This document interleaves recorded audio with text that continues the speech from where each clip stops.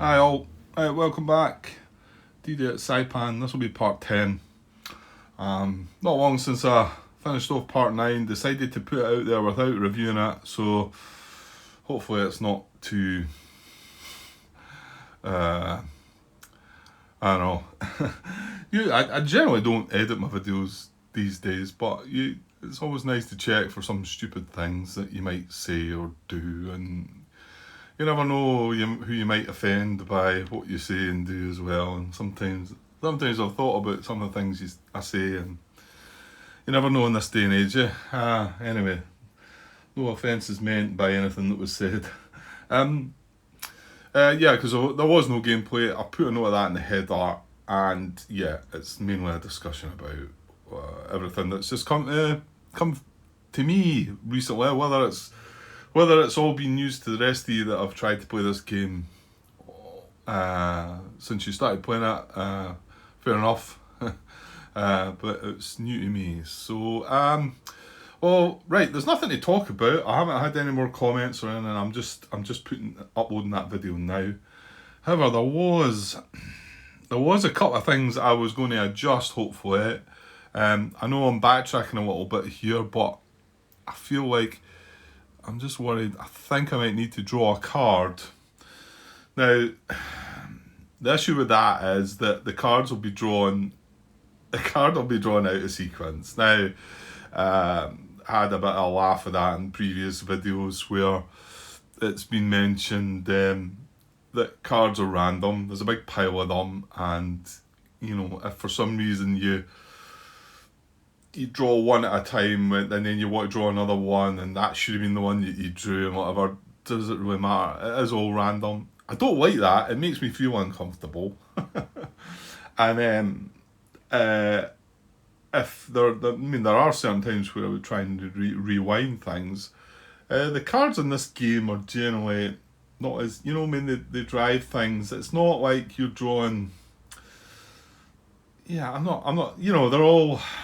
They're not like it's not like a normal card game driven game, really, is it?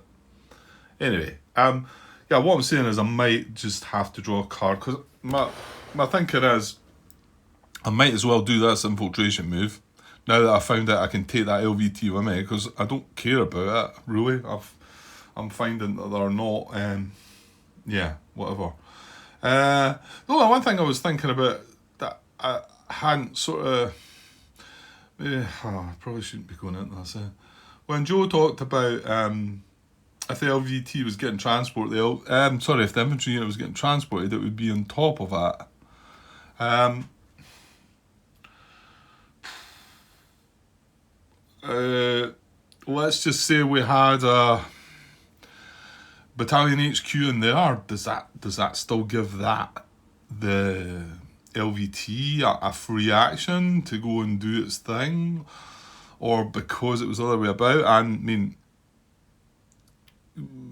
can we attack? I mean, I think you do the whole mounting up thing before you actually move the unit. So that's what you've got to think. Yeah, before you actually do something with it, you decide how it's going to be. Is it going to mount onto the LVT or not? And if it does, he suggests you put it like that underneath the counter to say that it's mounted up.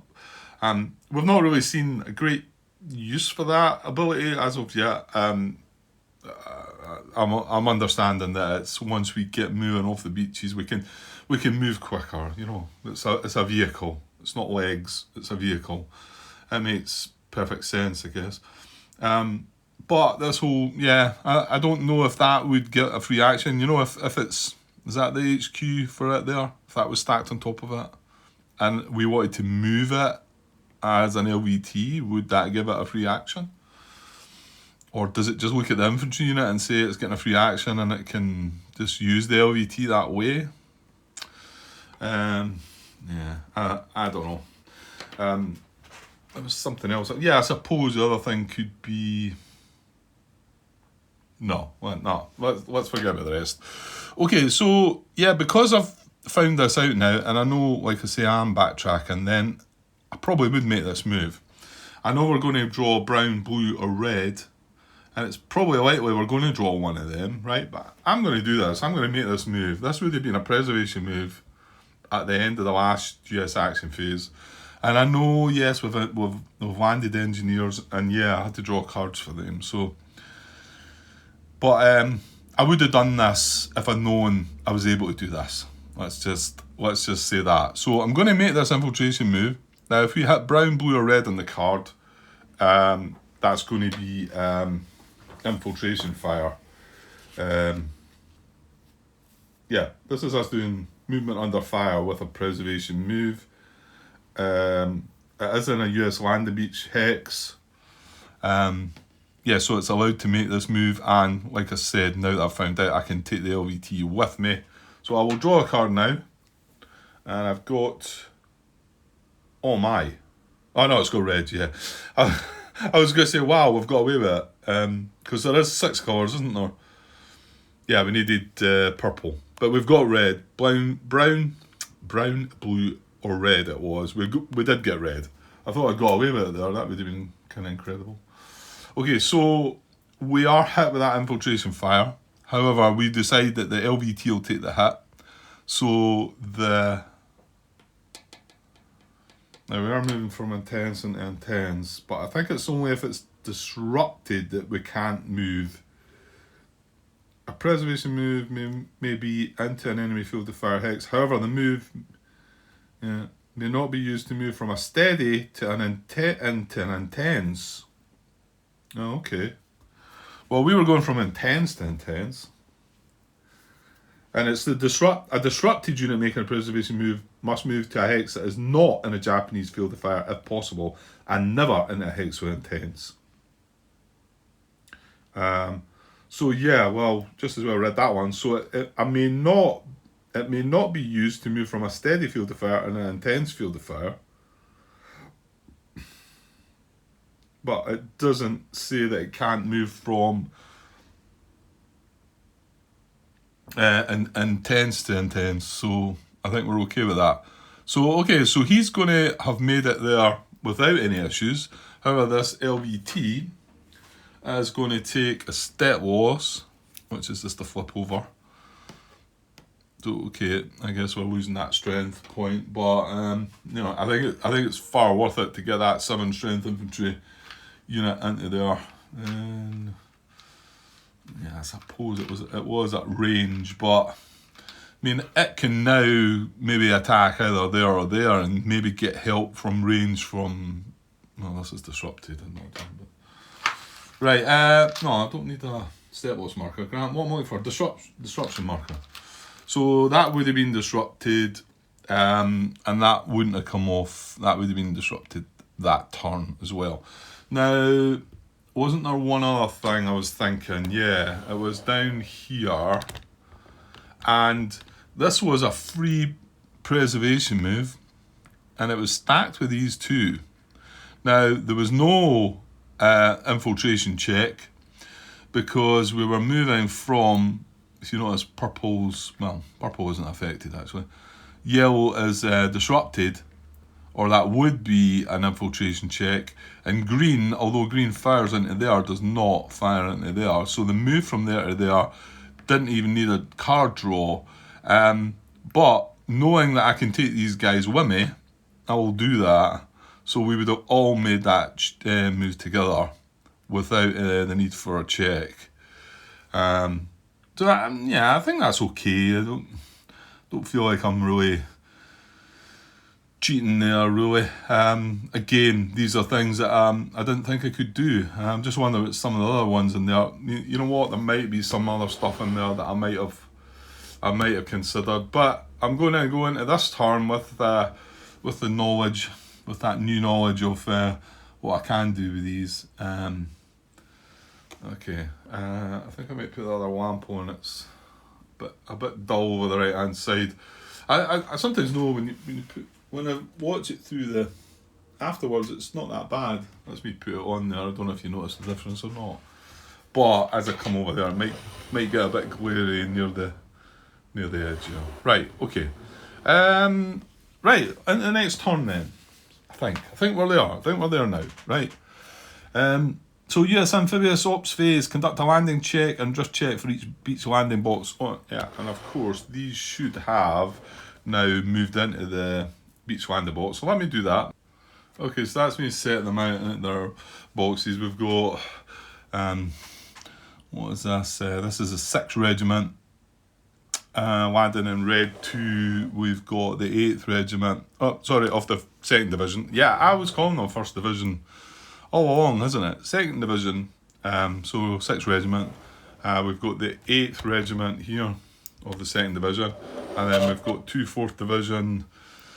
This is the 23rd Regiment, and then the 25th Regiment there. So these are all going to land. Now, this is bringing in this regimental headquarters. So, yeah, this is going to bring more, maybe more head scratching once that comes in. But I think I'm going to play a little bit, and I'm going to take the rule book away with me a wee bit later, once I finish recording here, and just have a look over some commands, some regimental HQ things, and see what's what. Because it's more than likely I'll get the landing done here. Hopefully I'll get the event and maybe Japanese fire phase in. But you know how my recordings could go sometimes. I might not get anywhere near that. Okay, I'll get in a wee bit closer there, and we're going to land. You can see the colours there in Red 2. Red, brown, green, yellow and purple. So, yeah, we're going to draw a card, aren't we? Landing check, drift checks for each beach landing box, US units, and then move each unit. So we do this first. Right, okay, here we go. Here's a card for Red 2. This is 2nd Division side. So, landing red circle, red does fire into that. And yes, I'll just zoom out, I'll keep the thing there. But this red position here is not disrupted, it's within 3 of the beach. So it is firing in here, so indeed we are going to get hit to any to any circles. And you can see we do have C16 there. He's going to get a step loss. Let's go into that one there. That's C16 circle, and it looks like a circle drift 2. So it's circle drift 1 left. So he's not only going to get hit, he's going to drift as well. And there.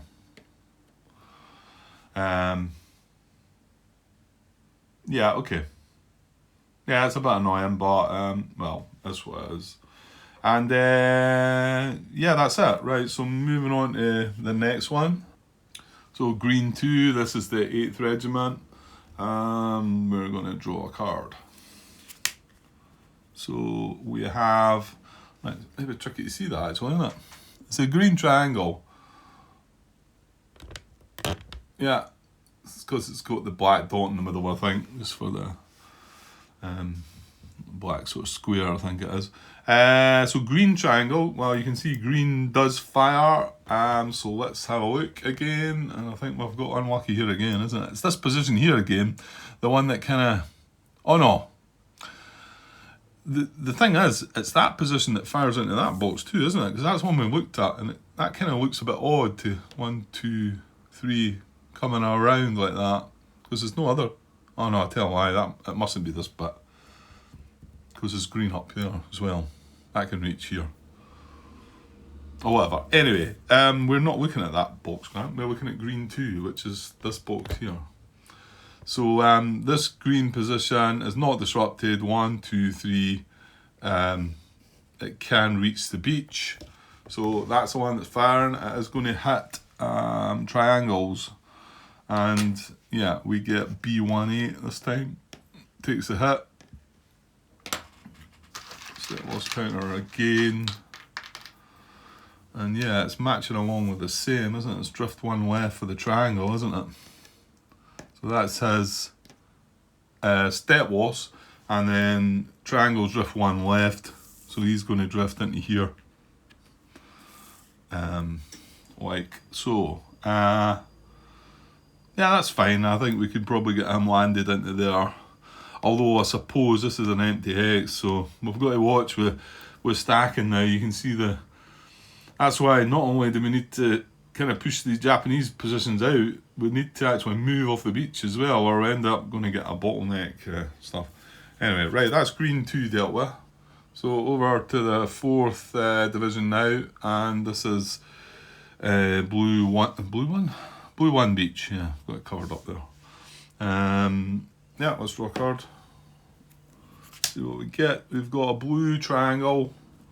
Again, blue is firing into here. However, we're okay with this one. This is a blue position that we took out, and there's not any other blue, so we're okay. There's no firing into here, all good, and you can see no drift on that as well, so that's good. Yeah, pretty good, because we do have a complete 3 hex. However, it does look like these are quite full, so it looks quite good for us, that area, though, if you think about it, because we've got disruption there and there and there. So this is quite a safe sort of, well, I say safe. I think we'd like to get this position taken before there's a risk of reinforcements in there. So that's probably something we want to think about. However, we've got an event to come up this time for the first time, so we shall see.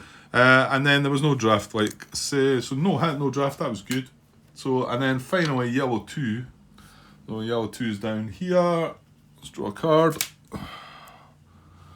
Hang on. Yeah, no, it was drift. It was no drift for either division. It just said no drift. That's right. Ooh, I'm not sure I like that. Right, landing, brown, diamond. Well, brown does fire into here, and yes, we're getting it from this brown position here. 1, 2, 3. Yeah, so diamonds are getting hit. It's that guy in there. So he's taking a step loss. I325. There's a step loss. And then, right, well, we've got I think it's going to be the heavy weapons coming in it. We've got a star to drift 1 right. Ooh, that kind of sucks, doesn't it? Oh, hang on. Is that a break there where we don't drift? Oh, why is there yellow 3 box? Okay, just looking at drift there, I need to watch that one. If no US Marine Corps units target symbols match the card's drift target symbol, all units of the indicated Marine Division in that BLB drift is indicated. And the exception is if there is only 1 Marine unit in the BLB. I think I could see myself missing that one. However, what we're landing just now is clearly it's 1 of each shape in each box, so you're not going to have that possibility. Anyway, it's just why I was looking for this drift. So number 3 there is what we're looking for.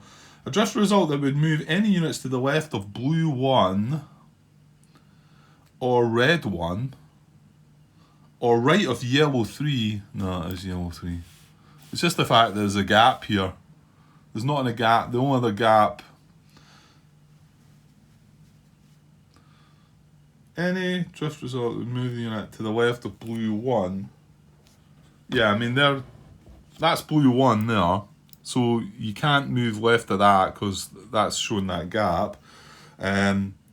Or right, blue 1 or red 1, which is red 1's up. Red 1's away up there. So we can't move to the left of that. We can't move to the left of that because that's crossing across. And that was where my wonder came in about this gap of hexes between yellow 2 and yellow 3. But it does say, or the right of yellow 3.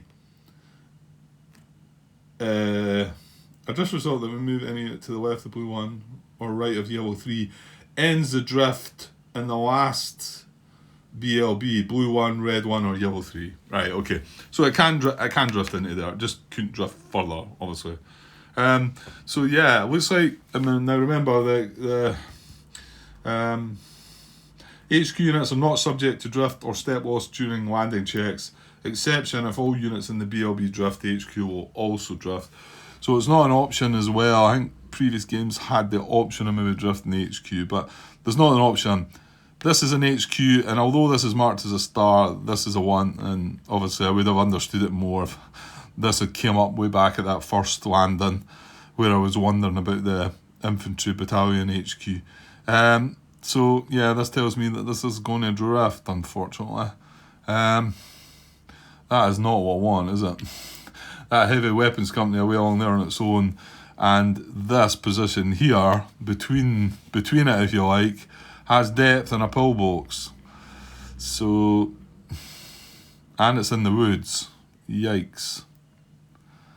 That's horrible. Yeah, that was a horrible finish to the landing, wasn't it? Well, there's not an awful lot I can do about it. Oh, stop, Grant. Well, yeah, I'm forgetting about. I've got the battalion HQ as well, but I don't want to drift that, do I? Or do I? Is that silly? Well,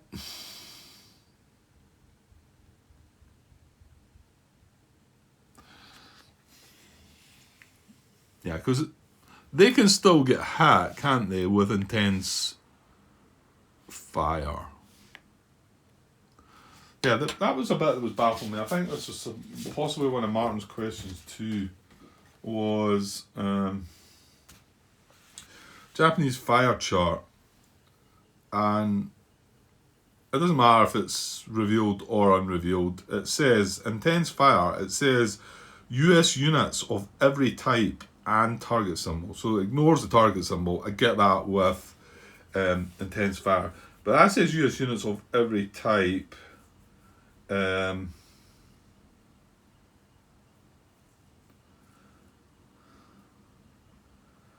and for the steady fire, it says US units of any type with the target symbol. Now, I know you do pick leaders last, but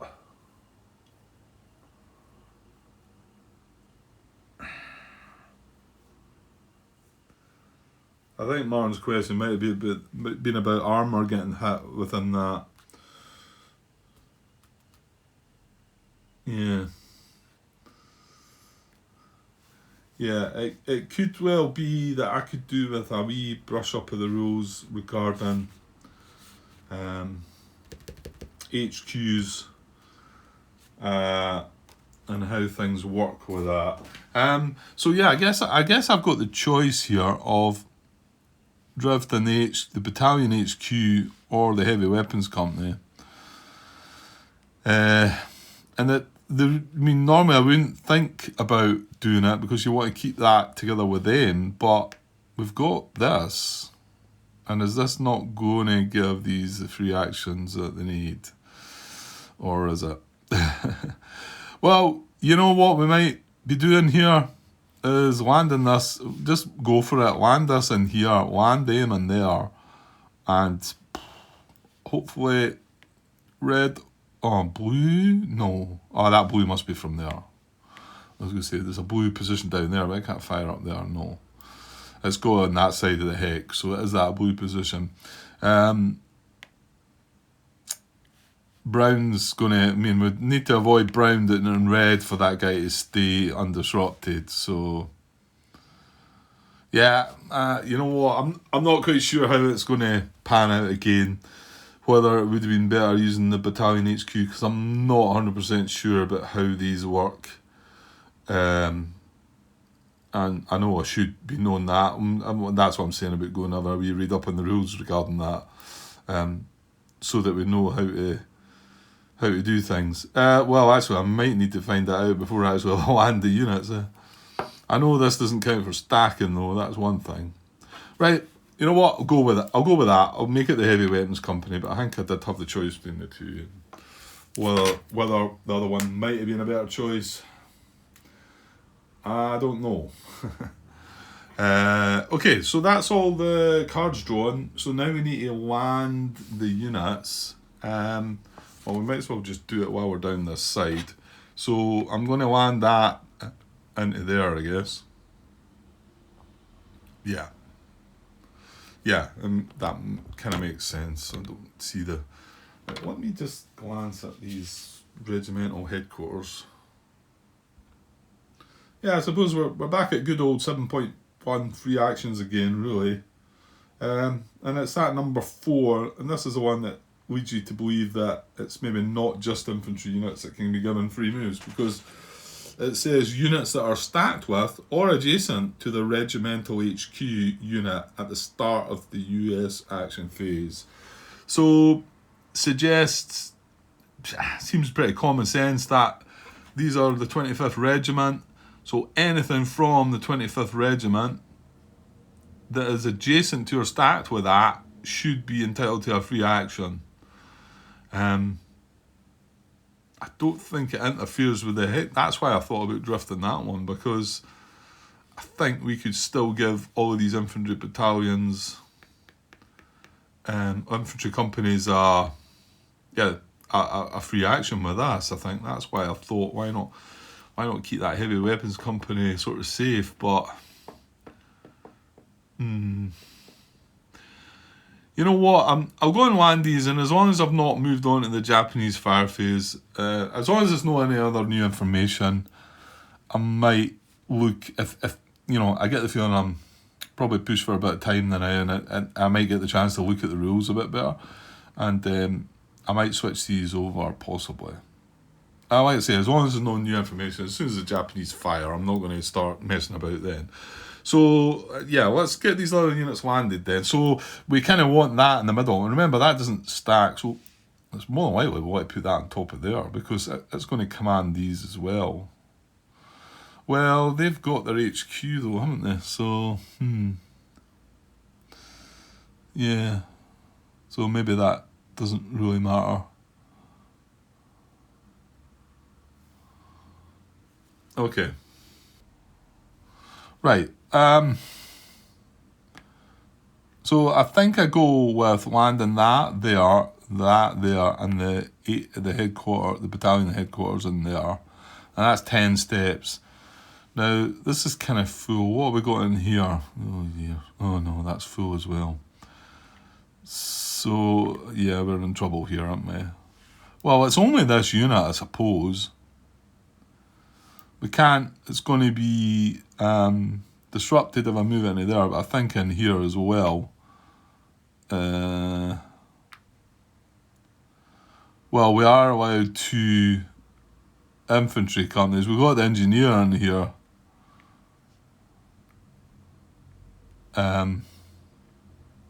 Well, I think it makes sense putting the headquarters in there. Now, remember, he doesn't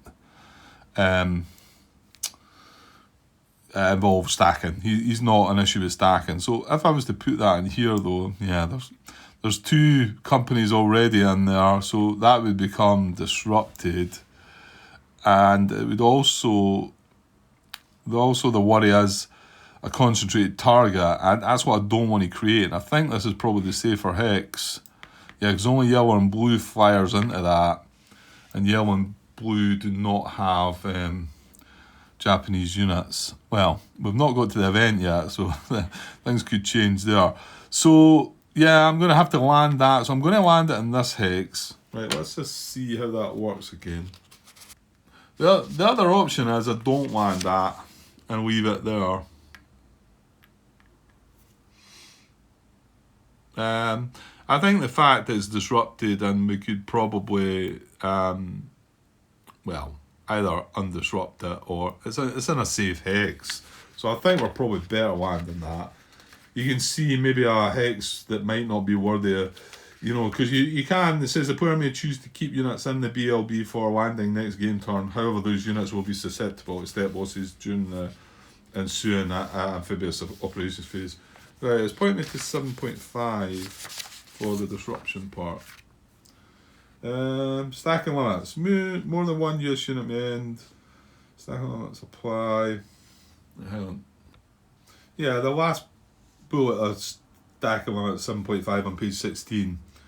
It says the instant the above limit is exceeded, and the above limit is it's up to 4 units, 2 of which can be rifle, infantry, and or heavy weapons companies, can occupy a hex or or conduct activity as a stack without being automatically disrupted. And then the instant the above limit is exceeded, all units over the above limit are immediately disrupted, but it says player's choice. So, I could move it into another hex, and, well, actually that makes me wonder about, there was an engineer unit in that hex, wasn't there? Could I not put in there? The thing is, 3, 7, 8, 9, I would have 11 steps in there, so the hex would be concentrated. Well, this is going to be concentrated too, Grant. So can I choose up to 4 units, 2 of which are going to be rifle? Yeah, I probably could choose to.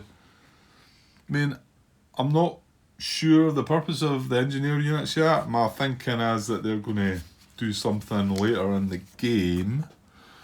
What do they bring? Let's just have a look at this hex again, right? I'm going to put that in there. So we've got 1 rifle infantry company.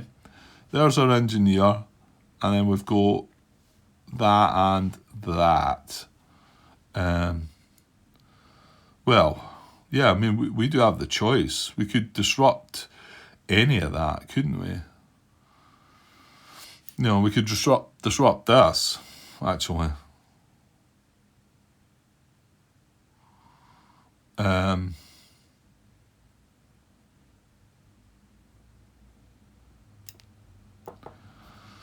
Just wonder about the fact that this might be useful to maybe make a bit of movement here.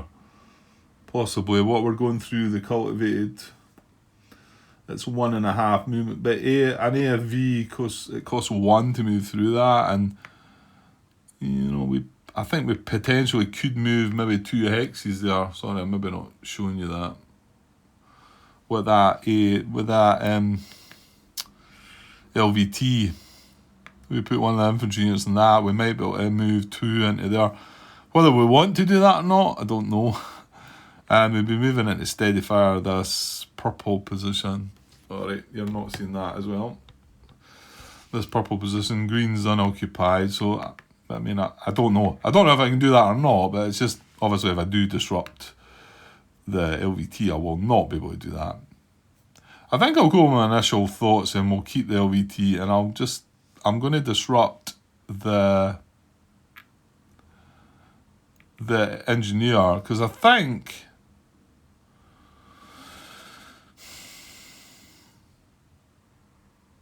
it's better doing that and having our infantry companies on the move, isn't it? So I'm gonna land this guy in here as well. So we're going to end up with these 2 infantry companies, and we're going to have that and that. So that's our 4 units with 2 infantry companies, and we're going to disrupt that. Whether that's clever or not, I don't know. We shall find out. I mean, he'll be able to get rid of his disruption. So we've got that down there, and this is going to be a healthy stack, isn't it? That, and then this is going to be a mighty stack. But that's okay. Yeah, okay. Right, let's go with that. Move on, Grant. Okay, so looking in here, there's a space. There's 2 infantry companies in there. One's got a step loss and the HQ. So there's a space for, well, there's not, is there? Because there's 2 infantry companies. And is there only 1 infantry company in here? There's only 1 infantry company in here. Again, that is full up. It's got 4 units, so we would have that disruption again. But it looks to me like we want to do that guy there. This is 23, isn't it? Then the headquarters. So that's just got our 10 steps. And the regimental headquarters. We've got 2 left over this time, haven't we? So, yeah. Well, we can put 1 of them in here. I wonder if I should leave one back this time. Is it silly doing that? Because I can't put any more of them in there without disrupting. I mean, can't you just accept you've got to have disruption, Grant? Maybe?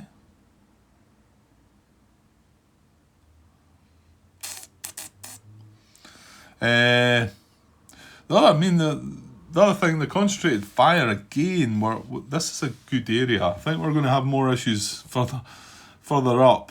This isn't a bad place to be concentrated. So if I was to put the heavy weapons company in here, 4812, we'd have like 14 steps in there.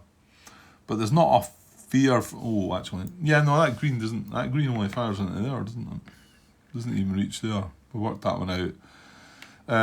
If this was to lose its disruption, possibly in the event phase, would be bad. If red was to get occupied by a Japanese unit in the event phase, that would be bad for that too. So is that position maybe slightly safer? Is that red firing into there? Yeah, it does. So red fires into there too. So it doesn't really matter. Weaving them in the beach landeboats. I don't think that's that clever, is it? Get them on the beach, get them disrupted. They can make preservation move or just remove their disruption. They're not hit or anything, they don't take a hit. Okay, let's do that. So what I'm going to do is, I'm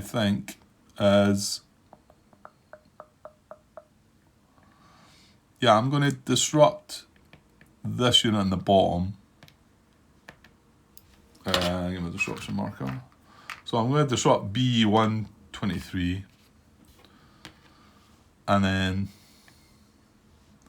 And this could be stupid. I have no idea. What I'm doing. First time playing the game. So that one's disrupted. Yeah, that's right. Yeah. Although we've only got 4 units in the hex, we're only allowed 2 rifle. Yeah, it's rifle companies / heavy weapons companies, isn't it? And or heavy weapons companies. Yeah. So it's not as if we get away with that. So we've got to also remember that hex is concentrated too. It's firing blue, purple, and red. Blue's occupied by us, purple's disrupted, red's unoccupied, so fingers crossed it stays that way. And then the battalion headquarters on top, and then the regimental headquarters on top of that. So this guy is going to land. Yeah, we can't really do it there. Well, yeah, no, but I think we're better doing it in here because we can disrupt this engineer again.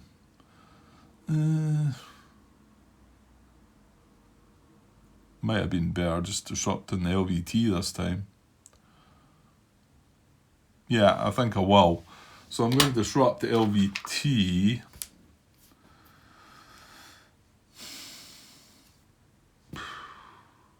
An LVT on its own, can it do a preservation move?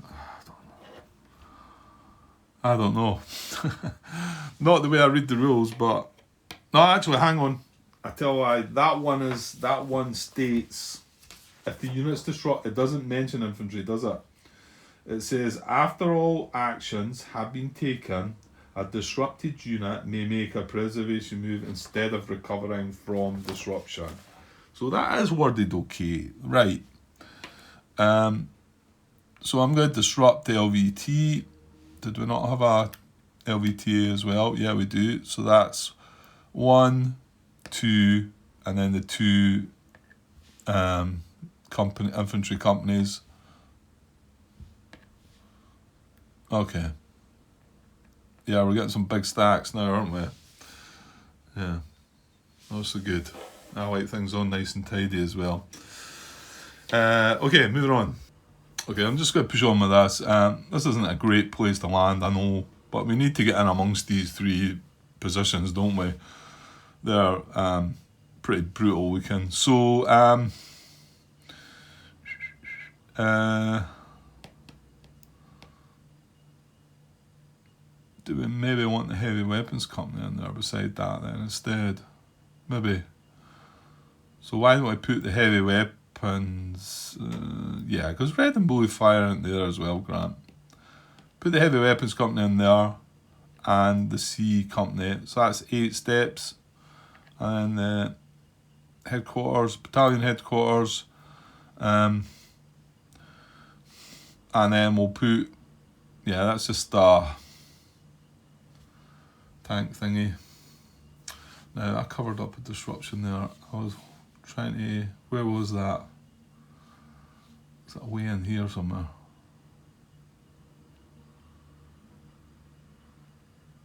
Yeah. Well, that worked. But just so I can see the actual disruption. We disrupted there. No, we disrupted here as well, though, did we not? Yeah, we did. Sorry, I know this is probably off camera. I should pause it then. Give me a sec. I was showing you what I was trying to delicately do there. Just show that there's a disrupted unit down the bottom. These are getting, yeah, stacks. We need to, need to move things about a bit. That's going to get messy, I think. Right, so this guy, yeah, I'm just going to put this guy in here. So he lands in there fine. He's just landed with a kind of broken LVT. Well, it's got 0 strength anyway. And then that's our regiment. I don't know.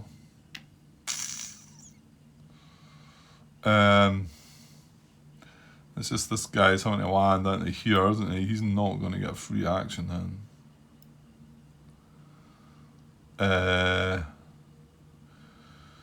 Yeah, I think I should actually land that in there then, actually. Yeah. Because these can get an action from their battalion HQ, whereas these guys up here will get from the... Did I think about that down there?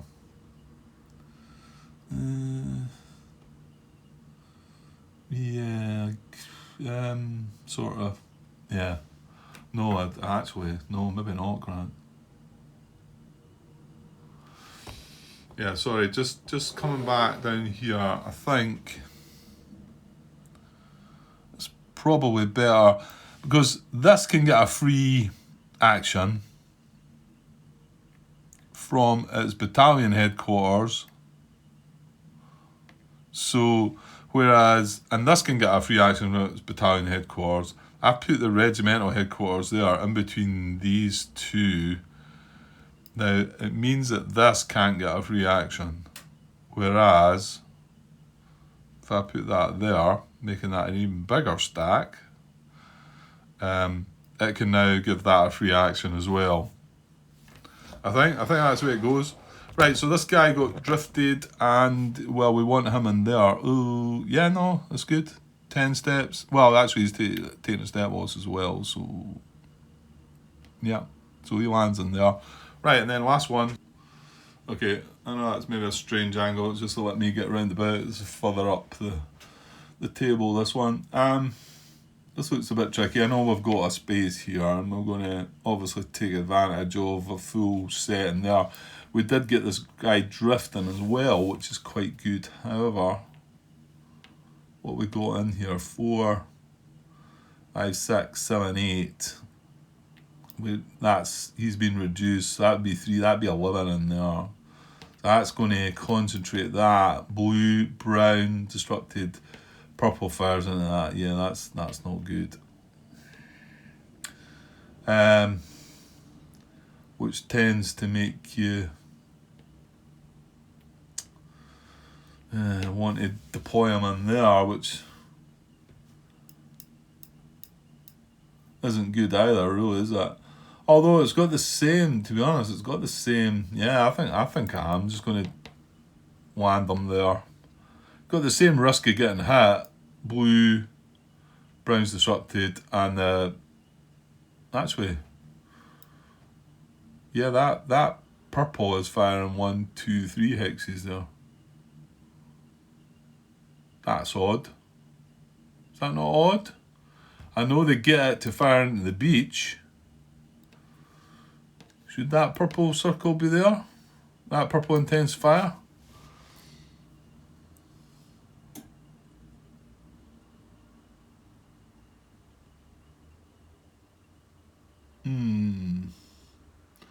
I'm not so sure it should. I suppose I need to look for something to compare it with. I mean, obviously I haven't studied them completely, but 1, 2, 3, yeah, hang on, that, yeah. To be honest, I'm looking down here, there's a blue position that fires 3. It's strange that some of them do and some of them don't. Anyway, it's as risky in there as it is in there. Okay, if I put them in here, it might be that I'm putting the HQ in there and it would give them a free action, but it then means this is concentrated, it's going to take 2 hits. So I'll go for that, I'll land it there. And then these, well, we're going to have trouble with something, aren't we? Because I looked at this is 4, 5, 6, 7, 8 steps. Yeah. This isn't a safer hex either, is it? No. And this has probably got green fern in it. Well, maybe. Yeah, we've got trouble here. This might be one I want to leave back then. Possibly. I don't leave the heavy weapons back because I don't think they can get hit, can they? Can a star come up? Don't think they can get hit. Okay, let's go that, and the 2, and alright, doesn't really, well actually no, this is 6 regiments, so yeah, I want to land that there, and then that'll grab the guys, give them a free action. And thinking about leaving this guy back then, and not landing him, is that silly? That might well be silly, but if I land it in each one of these hexes, not only is there going to be disruption, actually that might not be true. Yeah, it probably would be. I think there would be disruption, but we'd also be concentrated. So why not give him, leave him, take a chance. Yeah, let's do that. Right, going to go with that, and yeah. Like I was saying, there's nothing strategically great going to be shown here. I just want to try and get rules done properly. That's always my purpose. Right, and then that's us land. So place units scheduled to arrive next game turn appropriate beach landing boxes. 5.3. So right, so just about to set up for next landing. That was the first one, 2B4T of the 4th Division. That lands in blue 1, and then we've got 2A4T tank, which is blue 2 or yellow 1, so we've got a choice here.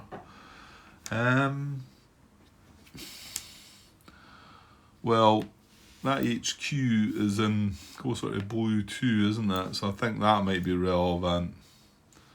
Yeah, so I think I'll go with blue 2 for that one. And then, so this next one are any red or green beach, that's up the other side. But this is a 129 battalion. This is the ones from, what was it we said?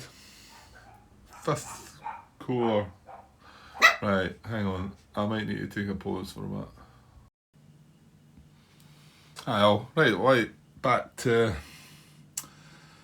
continuing part 10. Yeah, this is just a continuation, sorry.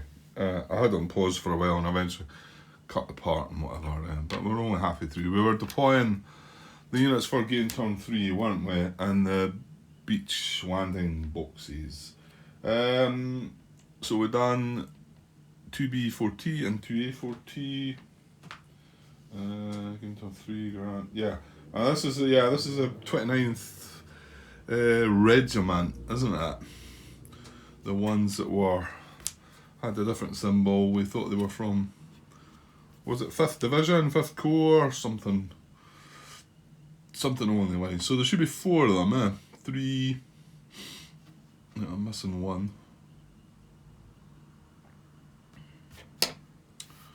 Right, where the heck is it? Right, give me a sec to find them.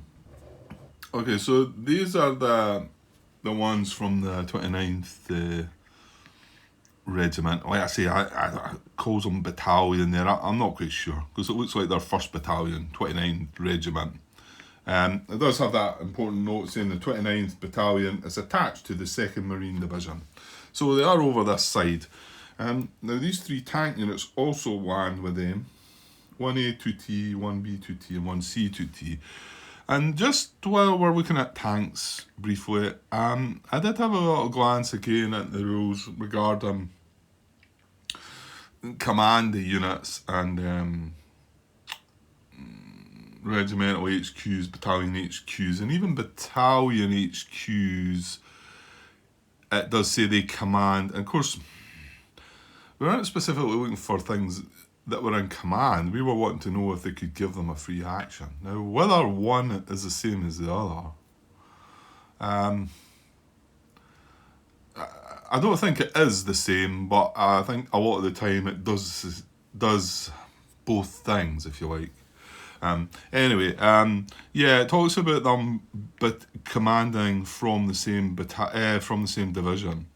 So these tanks do have a division. Now, don't get me wrong, I'm not backtracking and saying this is where I've all went wrong, because LVTs and LVTAs do not have a division mark. They're not attached to a specific division or anything else for that matter. So, however, the tanks they are all attached. They do all have the division marker. This is 2nd Division, and then there is tanks from 4th Division. So there might be something in that. Anyway, let's not stray from what we're trying to do here, Grant. Now these can all get deployed. Again, remember I queried it. I was wondering if I could split things up, because it says any red or green beach for these. Now this is quite a lot. Any red or green beach, but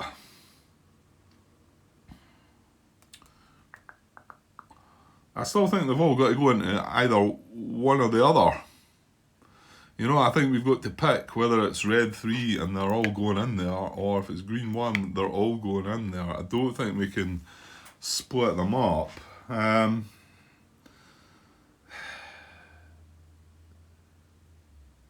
I suppose it could be argued, you know, it's saying any red or green beach.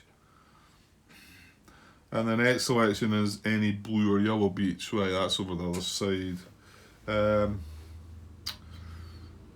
don't know. I think when I was deploying earlier, there was something that caught my eye that made me think, right, they must all have to go into one beach. What one was that? Yeah, there was one that went into a specific green beach, and then was it game turn 2? Yeah, for game turn 2, it's got the 8th Regiment headquarters and the 8th Heavy Weapons and any green beach, and it's got green 2 for specifically for a battalion of 4 units.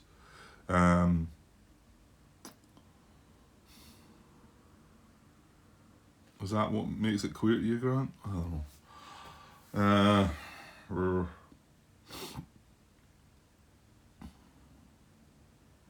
Well, I mean, I wouldn't split the battalion up, obviously. I wouldn't split the whole regiment up.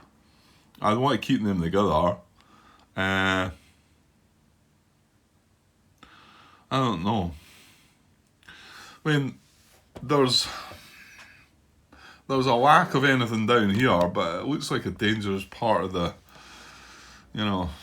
down here. But I mean, you would also think we've got to kind of break through all this, haven't we?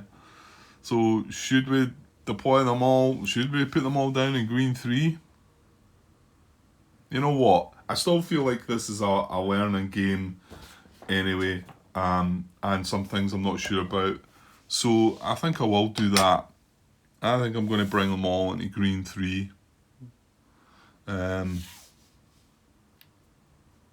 Yeah. And someday, by all means, let me know if you do feel these could be. I mean, you could read it that way, couldn't you? Any red or green beach. It could be divided up, I think.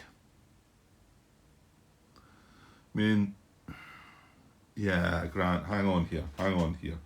Because the next one says any blue or yellow beach, right? And it's two battalions. Yeah,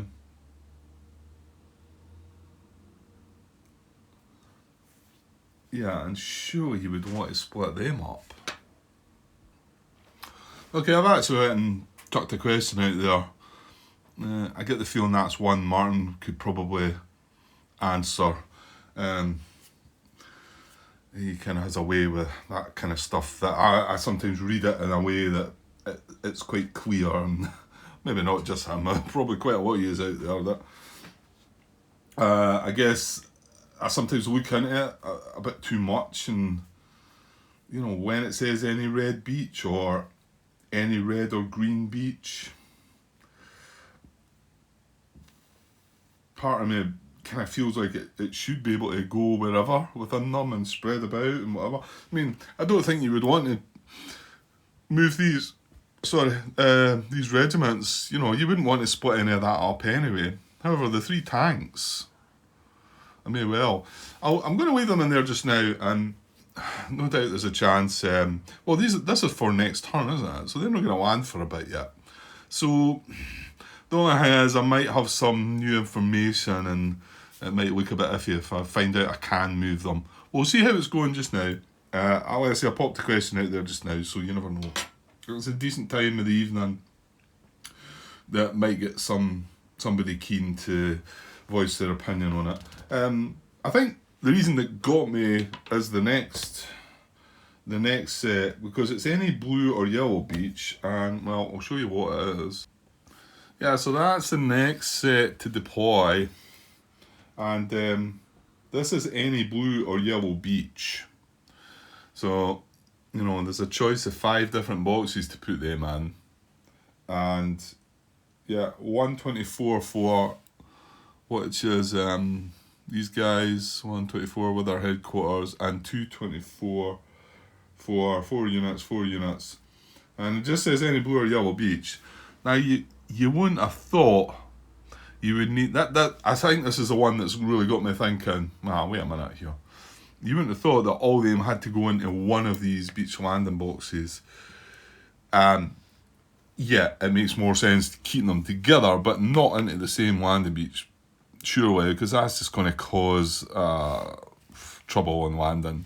So this in itself actually makes me think that question was a bit daft to ask in the first place, and I think I can split these up. So now, well, this yellow 3 down here's still empty, and similar to what we put these in, where there's nothing in there. You know, there's nothing in here, but I mean, I don't know, do we? You know what, I've not really looked at victory conditions or anything like that. You know, do we need to take this point out? I mean, it's obviously quite strong. It's got a pillbox, it's got a depth marker. Sorry about that glary light there, but it's dark now, so I kind of need it. Well, you know what, I'll show you it without it and see. There we go. Probably get away with it. Looking at my camera, it does look quite dull over there, but it's only in this very corner that I get the glare. I can't push the lamp back any further, it's right at the edge of the table. So anyway, yeah, like I say, this would be a good place to deploy one of the battalion, one of the regiments, but like I say, surely they don't have to be deployed in the same box. So I'm going to leave these guys sitting here just now. So we're going to draw an event as well. Yeah, I'm gonna have to make some kind of choice here. I can't imagine them having 2 regiments having to be deployed in the same beach landing box.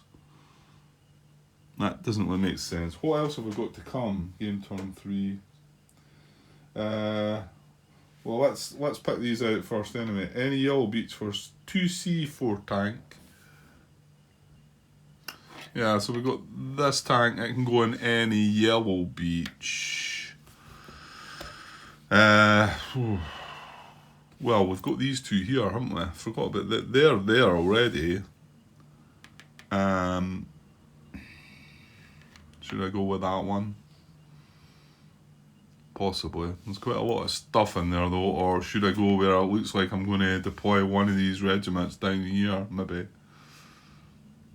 Just feels like there's not enough of what. There's not enough of what going on over there. Maybe I should kind of glance at victory conditions. I think I did look at them for the first scenario, admittedly. Yeah, scenarios. Just jumping past some of the bump, just reading. US catastrophic loss. Catastrophic loss represents a level of casualties so great that the invader's fighting capability has been effectively destroyed. And these have been a part of all the D-Day games, just some of the numbers have been slightly different. Important catastrophic loss defeat may not occur prior to game turn 5. Oh, okay, well, I say we don't need to look at it, we might be going on past, but obviously up until game turn 5 it doesn't matter. I think, admittedly, that was the case. You didn't need to worry it until a wee bit later in the game, didn't you?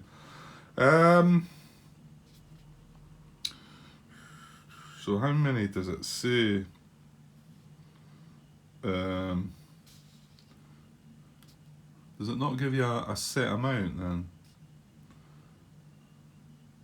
Each eliminated infantry or heavy weapons company counts as 2 losses. Each step loss marker counts as 1 loss. Where does it tell you then? Or does it tell you in the victory conditions?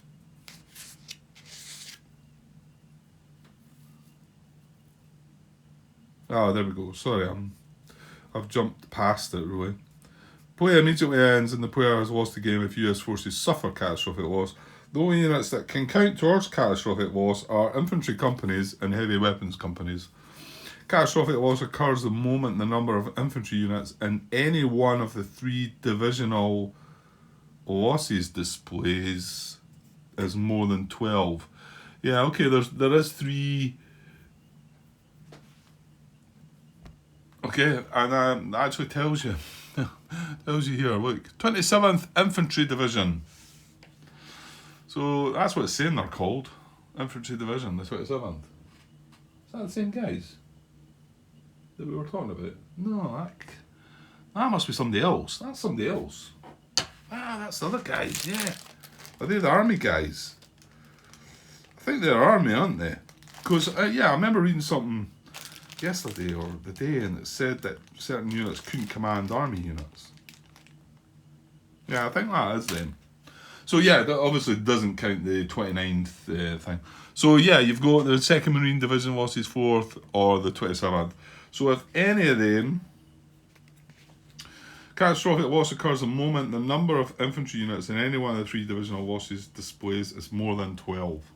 So there you go. And it tells you each eliminated infantry or heavy weapons company counts as 2 losses and each step loss marker counts as 1 loss.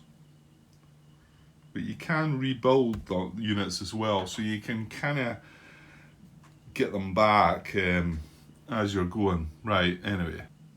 I'll put that light back on. I think it's a bit dull. Like I say, it doesn't start becoming annoying until you get to look like that, so... yeah. So victory conditions. This is just talking about the first scenario.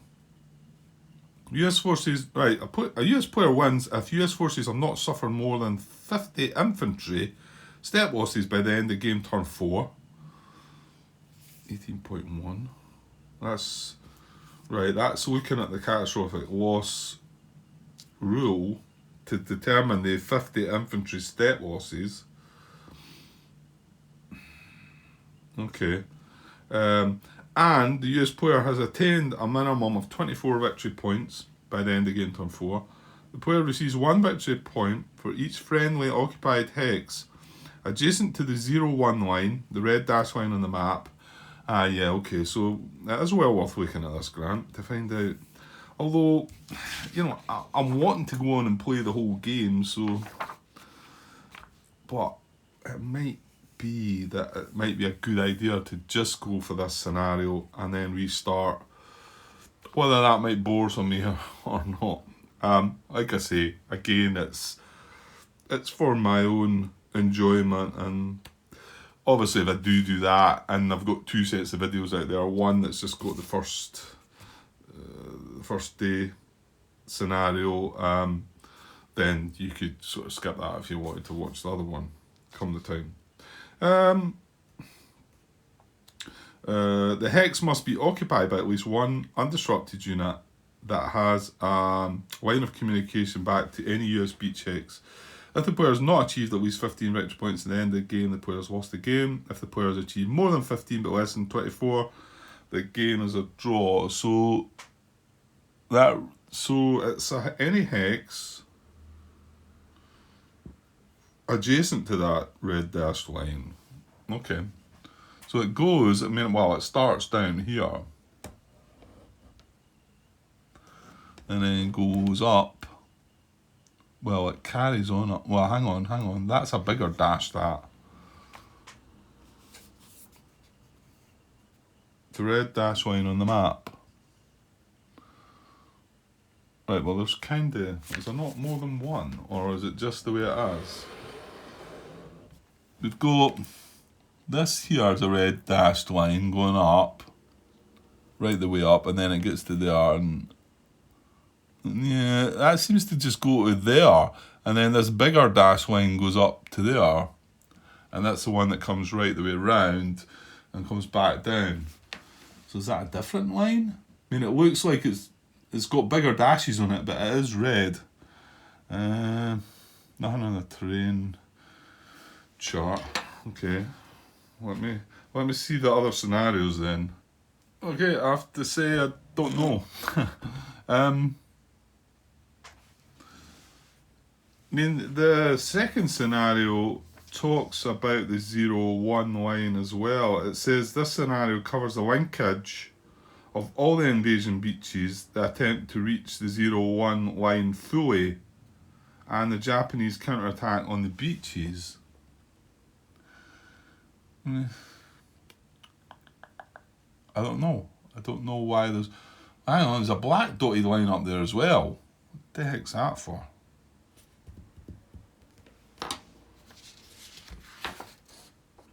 Okay, I'm seeing it. It's on the setup display.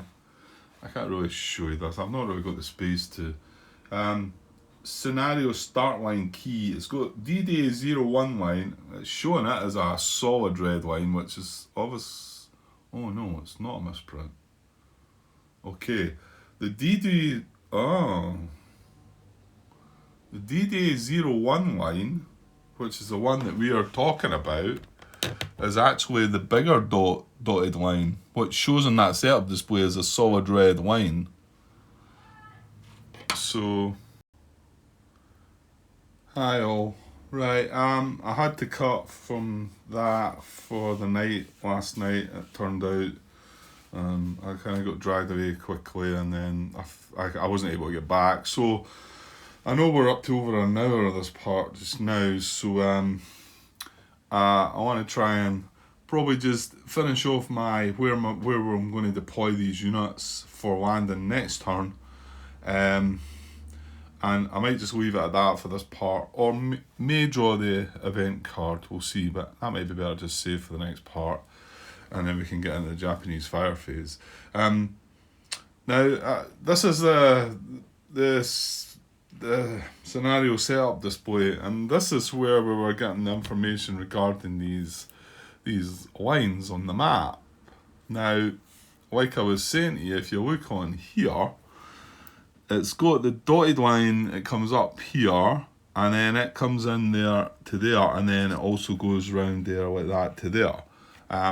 However, when it gets to here, and then from there, it's like another line, it's just a solid red line that goes up and around and back into there again. Now, and then what threw me even further was when I seen the black dotted line coming along here, like that. Now, they're all represented on the map, however, the solid red line, I don't want to move the camera just now. You'll see that, in fact, maybe down that corner. I've not got the other lamp on yet, but where's the, yeah, you can clearly see that it's a very small dotted line. And then what shows on the map is a dotted line, maybe not as small as that, to be honest. It kind of shows it like that, so, this sort of dotted line. However, on the actual setup display, this is shown as a solid red line going up there. Now, this is kind of where things get confusing, because on the key here, you'll see that there's a solid red line, a dotted red line, and okay, there's the black dotted line. Now, the black, obviously, there it says DD01 line. Now, that seems to be the reference that we're given for the first scenario. So that it seems to be that it's that solid red line, and then on this setup display, that is that line away up at the back. Now, the next line, the dotted line, well, like I say, this is confusing, because going on this here, I suppose that solid line would be the line that we are trying to get to, which is further inland compared to the 16th to 17th of June line, which is kind of further on in the game. This is scenario number 2, which is closer to the beach. Kind of makes me think they've got them round the wrong way. And then, of course, the black dotted line is showing scenario number 3, the 18th of June. But when you look on, I'll zoom that back out again now. When you look on the actual scenarios, just looking at scenario number 3 there, that's talking about this black dotted line away up the back there. Scenario number 3, there's no mention of that black line. Victory condition, it doesn't say we've got to be within that black line if you're playing that scenario. It just says there, 18th of June, scenario number 3.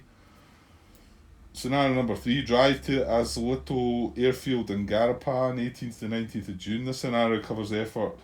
And then goes through, tells you the setup, etc., special rules, and then victory conditions. Victory conditions are all surviving units of the 105th US Infantry Regiment must have exited the map within 4 hexes of position F10, and a minimum of 2 US Marine Corps battalions must have exited the map within 2 hexes of position A3. And that's all it tells you. There's no, I have no idea why that what the black dotted line means, what it's doing. It doesn't tell you anything on the back of this thing, does it? No, the back of that map is showing you examples of Japanese tank attacks. So, what was the other thing? Where is that? Did I put that back in the box? Maybe the Japanese sort of setup key. Yeah, let's have a look at that. That just gives you the letters and the symbols depending on what scenario you're using. Tells you what units to. I could chuck it in there, but that's not helping us at all. I don't think. I don't think that's giving us anything. It'll tell us where the units get set up, but I've no idea what the relevance of that black dotted line is. So if somebody knows that, please let me know. But more importantly, I'm not sure what line to use here. What line we're looking at. Okay, it's not relevant at the moment until we get to victory conditions, which are a bit far in, but you would think the D-Day-01 line, hang on. Yeah, it just says scenario 1, this scenario depicts the first day of the invasion and the effort to reach what was called the 01, hang on. Sorry, man. Ducks, things. And the effort to reach what was called the 01 line, which was the objective phase line for the end of the day. So it mentions that 01 line there, and also within the victory conditions, the player receives 1 victory point for each friendly occupied hex adjacent to the 01 line. And it says it there, the red dashed line on the map. So, and of course, when I read that at first, I'm thinking, okay, well, there's 2 red dash lines, and one's a bit thicker than the other. And I was scratching my head for a while until I looked at this, and then well, this hasn't really cleared it up. It is, if I'm to believe what's written there, but surely this me reaching away back here to this line, where the first day, surely that's not my goal. Surely it must be this dotted line down here and around and around to here as well. It can't be further back in, and surely that must be meant to be the 16th, 17th of June second scenario. So I'm going to assume that. I mean, like I say, again, it doesn't matter, but if somebody can clear that part up for me too, anything about which one should I be using, and like I say, it's all a bit of a muddle that, but we're getting muddled up quite a bit. There's quite a few things I'd like to speak about, but I thought I'd just get this part finished. I'm going to have time tonight to record the next part, so it's more than likely I'm going to have some blethering to do at the beginning of part, which will be part 11. But let's just get this part wrapped up, because I don't want this to go on much longer, because I'm not done an awful lot really. But then that seems to be the norm within this game up to now. I'm not getting an awful lot done. Yes, that's usually how I go about things, but I still feel I'm stopping quite a bit just to try and get things worked out. Okay, so well, I'm gonna go by the fact that this is the line that we were talking about. I mean, I could have that wrong, and it certainly doesn't say it's that way about on this key here. So yeah, if somebody does know, let me know before I start reaching victory conditions and then realise, oh my god, I've got to get further in. I mean, it could be, I suppose, but it seems a bit weird, doesn't it? Right, okay. And of course, the reason we were wanting to consider this was because I put these units down here. These are the two sets of units to deploy. Now, I did go away, I can't remember if I said, I went away and asked the question about where the US Master reinforcement list gives you a choice of any whatever coloured beach. Can the units be split between those choice of BLBs, sorry, or must they all go into the same BLB? And then, seeing this, I thought, surely not. Surely I don't have to deploy both a division, I think I was calling them out wrong. These are battalions, aren't they? These are not regiments, because they're all part of the same regiment, 24th Regiment.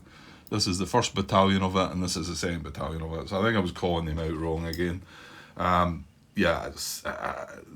find I thought I was getting it as well, but I think I just misspoke there. So to put all of them in we've got the choice of any blue or any yellow beach for them, beach landing box. But to put them all in one, surely not. So Joe did come back and answer me. He said any battalion that is landing all of its companies is not allowed to initially allocate them to more than one beach sector, e.g. Red 2. Okay. Again, I don't think it says that in the rules, but however, I think I even said myself, you wouldn't break up the battalion. It makes sense. So I said back, okay, apart from the battalion staying together, I'd assume by your answer that other units, tanks, etc. could use other BLBs. He hasn't replied to that.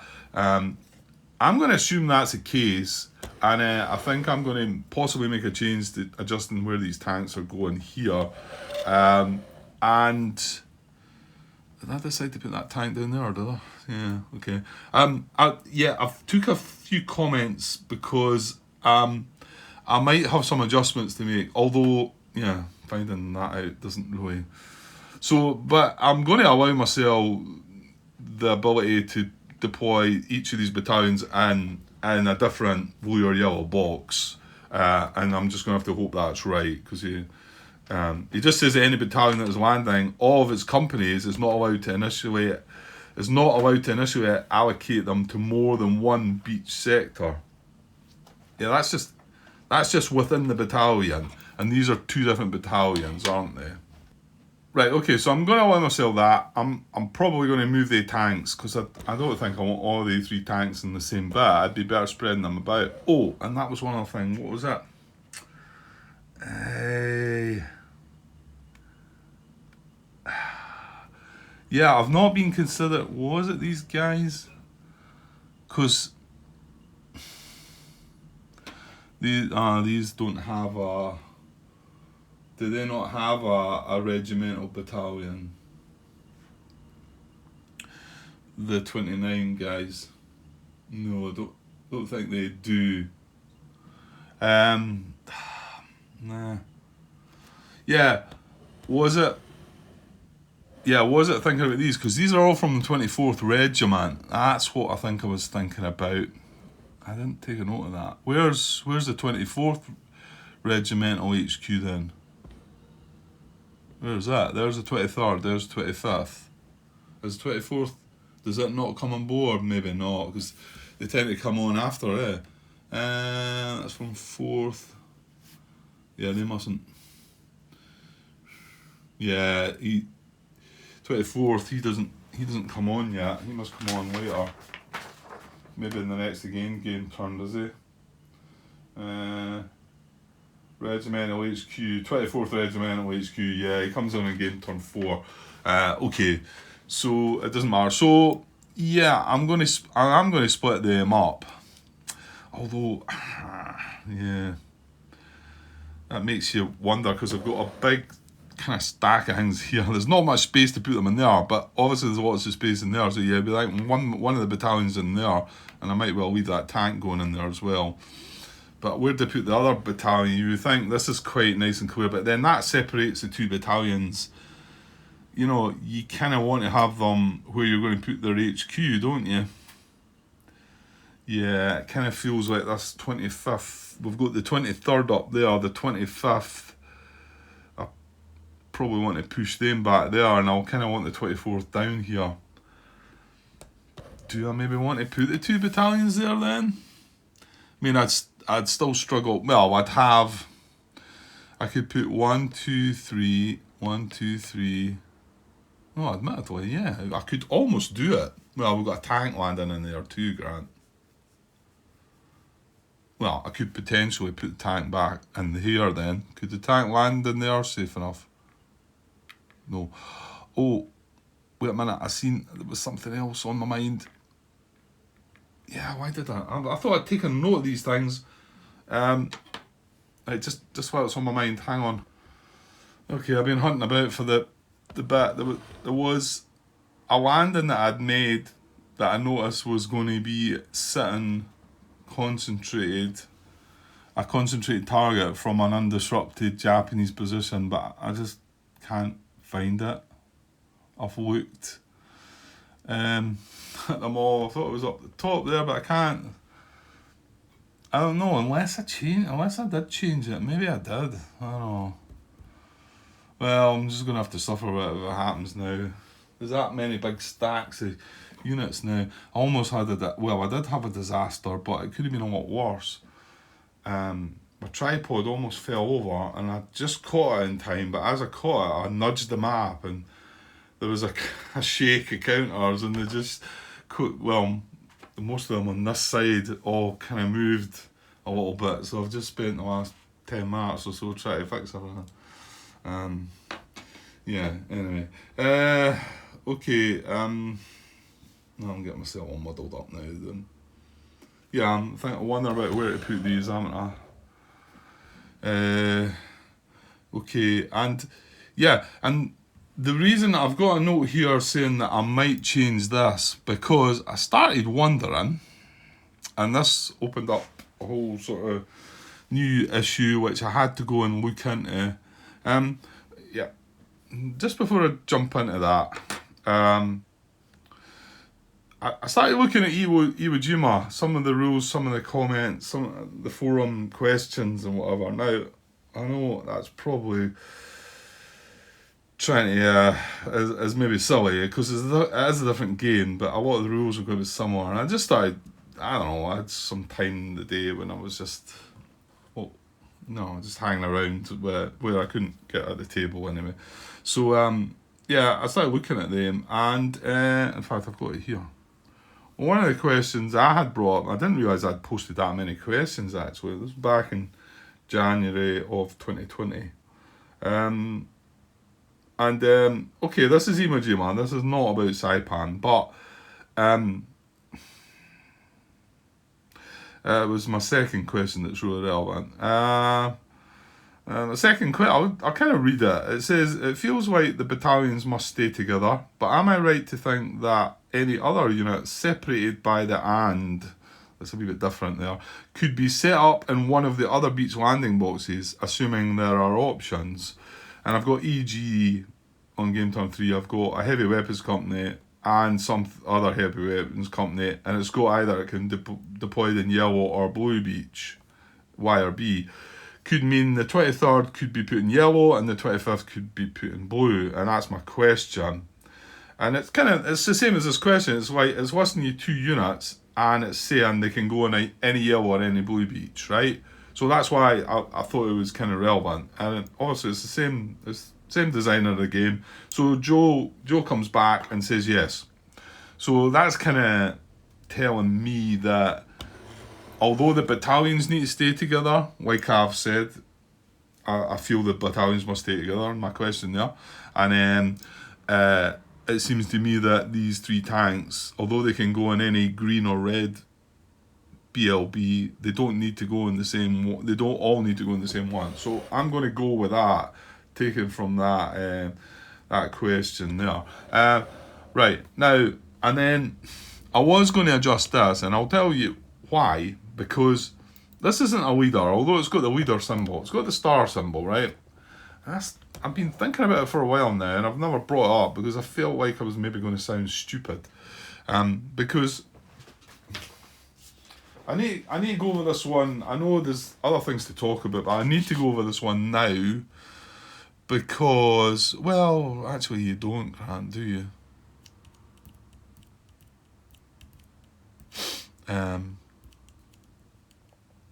Yeah, because we had to drift one of the stars, didn't we? That was it.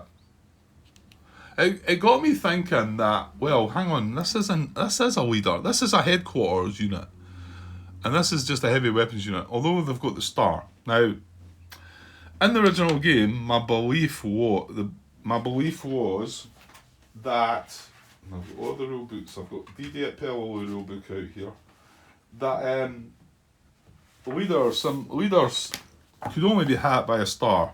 And then I started thinking to myself, well, is that right? If they're in intense fire, Grant, if it's an intense fire, does it still need the star? And something was telling me, yeah, that is the case. It still needs a star.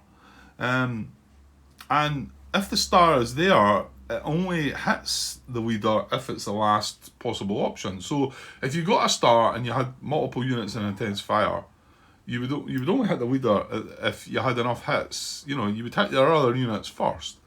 And then I thought, yeah, that's right. But if we look at the charts and tables, intense fire, and this is what I read before, and I was like, scratching my head about it, but there was something reminding me at Iwo Jima about this, because we had these heavy weapons companies with stars on them, and it was a similar setup. You had the HQ units with a star, and then you had the headquarters, the HQ infantry units, and then you had the headquarters units. So there was quite a few stars, and then I thought they changed it up then, didn't they? And it could just hit if it was an intense fire. So I went and done some sort of looking up research on all that, and so this is D-Day at Pello. I know we're all over the place here. Where was that? I thought I had it open the right, but yeah. The rule you're looking for is Japanese fire against leaders. It's 11.4 in D-Day at Pello, on page 34 if anyone's interested. A leader, a hero, regimental HQ, or infantry. Hang on, am I reading the right book here? No, that's Iwo Jima. Sorry, my bad. I was wanting to do Pello first. Yeah, so it's actually 10.4 in Pello on page 24, and Japanese fire against leaders. A leader, a hero, regimental HQ, or infantry HQ unit So yeah, they must have had some similar sort of setup units then, because that's saying the same, regimental HQ or infantry HQ. I'm just checking I've got the right book there as well. That was maybe the Saipan one. Right, maybe hit by Japanese fire during Japanese fire phase. If a card includes a Japanese position colour with a star, a position of that colour may hit a leader in its field of fire. Right? And that's all it says. That is all it says. It's stating there that you need to have that star. It doesn't say that it doesn't matter if it's an intense field of fire or steady field of fire or whatever. So let me put Pillow away, right? And then, so I thought Iwo Jima. Now, it changed it up. Well, I'll tell you, what I was about to read to you there, 11.4 on page 34 of Iwo Jima rules, and this is the actual rule book, okay? And I say that because I'm going to point out something in a second. 11.4, Japanese fire against leaders. A leader, a hero, regimental HQ or infantry HQ may be hit. You know what? I'll not read it all. It's exactly the same as what I just read out of Pelolu. It's exactly the same. Is it exactly the same? Right. Word for word. Yes, word for word. It's been copy and pasted. So exactly the same rule there, okay? And that's in Iwo Jima. Now, let me just open up a post here. Right, sorry I'd been on pause again there. Just not getting tight. Hopefully I've got peace and quiet now. Although, well, yeah, I've got peace and quiet, but just want to get this bit wrapped up and then we can start afresh in the next part. Although, like I say, I do have stuff I'd like to talk about. But getting these 2 or 3 things out the way, I'll get some of it. Right, so, yeah, I had said that the exact same wording in Iwo Jima. It's all muddled up here. This is Saipan. Did I not have it open like that? Just between Pelelu and Iwo Jima, exact same wording, okay, and the actual rule books, but there's something to be said for that. I'm just looking at Saipan just now. Where are we? Right, hang on till I find it. I thought I had the page. Okay, so it changes up a little bit. I thought we might as well, since we went Pelelu, Iwo Jima, it changes up a little bit into Saipan. It's 10.4 the rule, Japanese fire against leaders, same rule, page 23. Obviously, I know they're all different games and they might all be different. A leader, hero, regimental HQ or infantry HQ may be hit by Japanese fire during Japanese fire phase. Right, that's word for word. However, the next sentence is not there. Well, actually,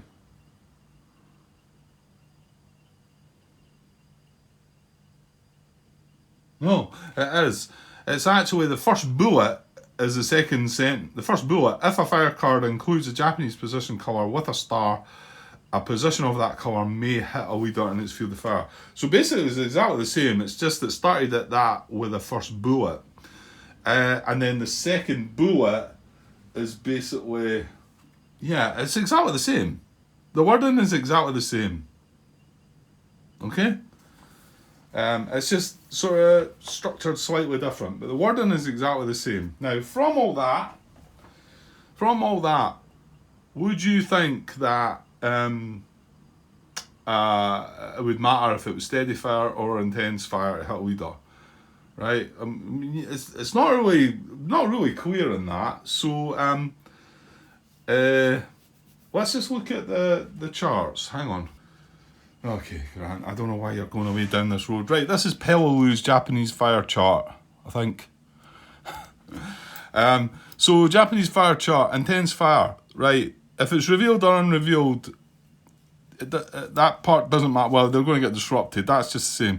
US units of every type and target symbol loses a step. US units of every type and target symbol loses a step and are disrupted. Again, there's nothing really there.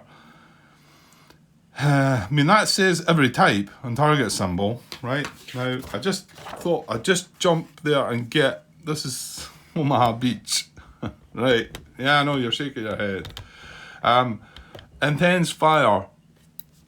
US units of every type and target symbol lose a step. US units of every type and target symbol lose a step and are disrupted. However, when we look at the leader part here, It says, if a German position fires with the leader bonus, which is the star, one leader in the position's intense or steady field of fire may be hit. So that says that it needs to be, if it's in intense fire, that is saying in that kind of roundabout way. Now, I'm not getting the rules out for D-Day at Omaha Beach. I don't know if it maybe spell that out better in the rules, but because it says intense or steady there, it wouldn't say intense if you automatically took a step loss for it being intense. So it does need to have the leader symbol, even if it's intense. However, there was Pellew there, and there's nothing there. Well, if you look at the leader, there's the leader hits there. Does it say anything the same? Maybe it does. I thought I'd read it though. If a Japanese position fires with a leader bonus, one regimental HQ, infantry HQ, or hero in the position's field of fire may be hit, but only if the position's hit limit is not fulfilled by losses to other US units. Yeah, see, that doesn't say anything about the intense field of fire, right? Alright, I thought it might as well be complete. This is Tarawa's one. US units every type target symbol is a step. Exact same word in there. So what does it say about the leaders? Leader hits. Remember, Pellew was the third of the three. Omaha was first, Tarawa, then Pellew. If a Japanese position fires with a leader bonus, one HQ or hero in the position's intense or steady field of fire may be hit. So again, it's got the same wording as what Omaha had. So Pellew does not. So it makes me wonder if it was it changed in Pellew? Maybe it was. I don't think so. I think I played it the same way. Okay. Right. Okay. Let's get. And sorry, have I showed you? Did we look at the? This is Iwo Jima. Did I look at this already? Every type and every step. It's exactly the same wording there. And well, actually, there's not. There's not a leader. There's an armor bonus hit. Yeah, it doesn't even mention anything about leaders there, does it? On that one. And then the most up to date, obviously this is what we're playing just now. Saipan. Exactly the same wording, I think. Units of every type and target symbol lose a step. Yeah, that'd be disrupted. And yeah, it looks like that's exactly the same as well, because this was Iwo Jima. So there's no mention of leader bonuses down here. Now, I mean, it does talk. I've already read the part that talks about how to hit a hero. Japanese fire against leaders. It may be hit by Japanese fire during the Japanese fire phase. That's all. It's if it includes a star. It doesn't say it needs to be intense. It doesn't say it doesn't matter if it's intense or steady, or it doesn't say that it'll get hit either way if it's an intense. So it changed somewhere, right? And one final bit to this. Okay, I was going to show you the bit in the rule book, but what I think I'll do is I'll first read the thread that I wanted to read. Again, this is from Iwo Jima. Okay, this was back in July of 2018. Somebody asked a question. To be honest, well, it's about when you start, what game turn you start using the lettered actions within the game, right? That's his question, but it doesn't get to that. Where are we? Where is the question actually asked? Yeah, so they're talking about different lettered actions, and then he says, speaking of the star symbol, or speaking of star, not a letter action per se, but is that turn 7 star also? Rules seem to imply otherwise, like star is always in effect. Nope. This is Joe Yau's response. Nope. The game turn 7 also. Okay. Now, a certain Martin Nakaland comes in. Doesn't that make infantry battalion HQs extremely powerful during the first 7 turns? Being able to ignore all Japanese fire for such a significant period of time sounds a bit strange. Joe replies, how so? If it's in an intense field of fire, it can be hit. Martin replies, I see, I didn't find anything in the rules that said the rule had been changed from earlier games in the series. 11.4 in DD at Iwo Jima looks very similar to 10.4 in DD at Peleliu, for example. I didn't actually read that, but that's exactly what I've been looking and reading it out to you. He says, I assume it's clear from the charts. Well, it's not really, Martin. And then the guy that asked the question in the first place was confused as well. So then Joe comes in. The fire chart states that if the field of fire is intense, units of every type and target symbol, and then he's got in brackets, including stars, my comment. Yeah, because it doesn't say that in the rulebook, Joe. And it also doesn't say it in DD at Saipan. It doesn't say it. It doesn't say including stars. Lose a step and or are disrupted. So if a stack of, let's say, 2 rifle companies and an HQ is fired at in an intense field of fire, and Japanese fire is conducted by only a unit and a depth marker, only the 2 rifle companies could be hit, although the US player could choose to take the hit in the HQ if they wanted. Yeah, we get all that. You leave the HQ hit till the end. But he is saying there that it's intense fire. I'll not read it goes with some other examples. Martin replies, sounds like a good change. I still think it would have been a good idea to clarify that in 11.4. For those of us who have played previous games in the series, it could be confusing that the rule is significantly different, but the wording is pretty much the same.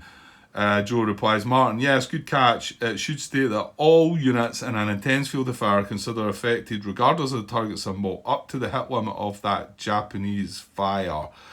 Yeah, that was pretty much that. So there you go. But Saipan's came along. It's not changed it in the rule book, and it's not changed it on the charts. There's nothing there to say that I can see that it has changed on the charts, and even in the rule book. And yeah, and right, the last bit I'm going to show you is, I'm not sure you can see that. I had to put the lights off from above because it looked like they were glaring. This is on my tablet. This is the new rules that got uploaded to the Decision Games website. Whether it's on BGG or not, I'm not sure. I think it's got version 1.5 there. There was a date to these, but these weren't the finished rules. Apparently, they're still in the process. And sorry, I'm talking about Iwo Jima here. The new so they brought out just a digital version of it, and I thought, right, let's have a look because I downloaded it. 11.5 Japanese fire against leaders, right? Yeah, it's exactly the same, right? Until we get to this A. This isn't in the rulebook. Since all units in a Japanese intense field of fire are affected, an HQ may be required to take a hit. So they've added that into this new set of the rules for Iwo Jima. But they've then created a new game, DD at Saipan, and that's not there.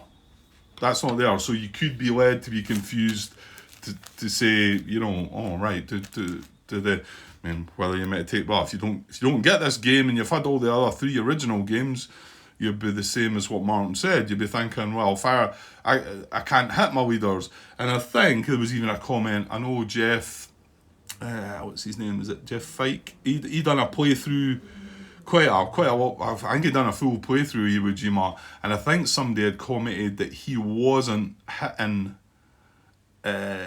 he wasn't giving hits out to stars when he drew, even if they were in a intense fire, I think, because I think he'd played the original games. I think he's done a playthrough of quite a few of them. I think Omaha, maybe DD at Omaha he'd done, and he'd probably thinking the same, right, that's not going to hit my leader, it's intense, I know, but it's not got a star on it.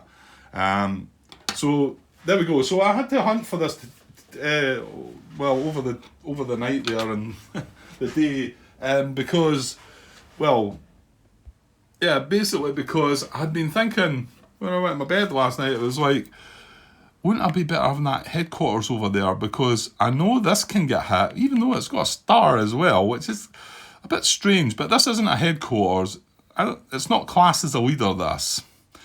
At least I don't think so. And I don't know how differently they were from Iwo Jima. But I know this, in the past, because it's a headquarters, although it's a headquarters / infantry unit, so maybe that's different too. Let's look at this guy here, for instance. And yeah, these don't get eliminated. They go back on the turn track and they come back in later or something like that. That's similar. The rules to that are similar. But all these would not be hit with intense fire in the past. So I was starting to think, well, I'm better with that HQ over there because that can't be hit, whereas that heavy weapons unit can be hit. But it seems to me that they can all be hit, and yeah. So I'm just going to leave that as it is. So I know that was long-winded, but yeah, I mean, that's quite a big important thing, and I don't think it's clear in the rules that I could see some people saying, all right, I need to draw a star. I need to draw a star if I'm going to hit any of them. No matter if it's an intense or steady field of fire. Now, I'm not 100% sure about that. It might well be stated in Saipan, clearly in Saipan, in the rules for Saipan. If it is, let me know. But it's strange that they made a change, edited it in when Iwo Jima, and then it's not been edited in Saipan that I can see, and it still exactly looks the same. So there you go. Anyway, I've just decided that this could just end up being a learning game anyway. Once we find out some things, I'm going to deploy both these battalions in a yellow 3. What the heck? I could hold something back. And I did think about, I could put the tank in there, but these hexes are all full as well. Mind you, Grant, are you not going to be moving stuff, maybe? No, I don't know, to be honest. Because these don't land till next turn. It's more than likely this guy's going to sit here and try and attack this, I get the feeling. So he's not going to free up a space there. These are probably going to move though, aren't they? Yeah, I'm going to put the tank in here then. Now, did I have that option with that tank? What is it? Oh, I've got paperwork all over the place now, and I'm going to have to find out which one's going back in which box. What was the tank? 2C4T. Is this game turn 2 or 3? 3. 2C4T. Any yellow beach.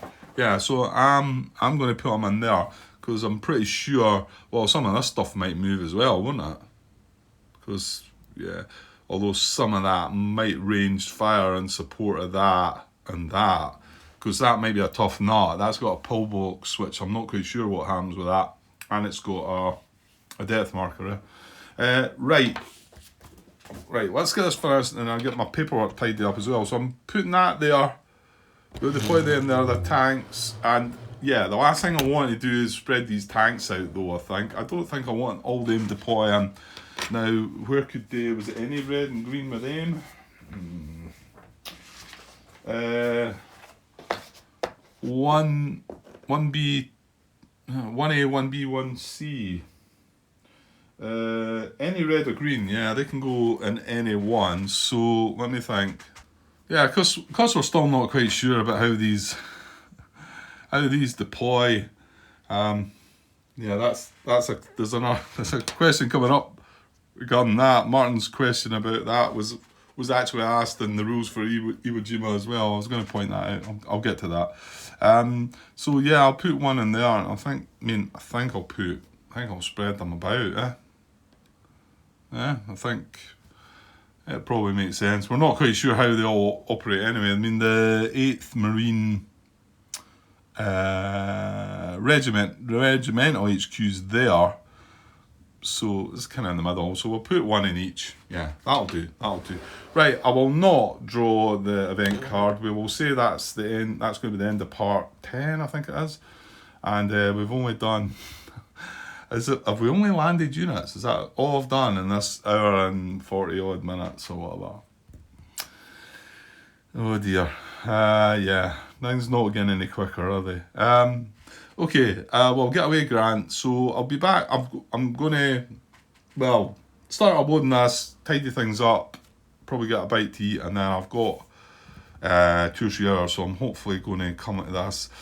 I had hoped to have done a bit of Red Storm again, but I think I'm going to have to either dedicate one to the other. I was hoping to maybe, if I got it set up, I would have done, but so yeah. So I'll probably be back with another bit of DD at Saipan shortly. Okay, cheers.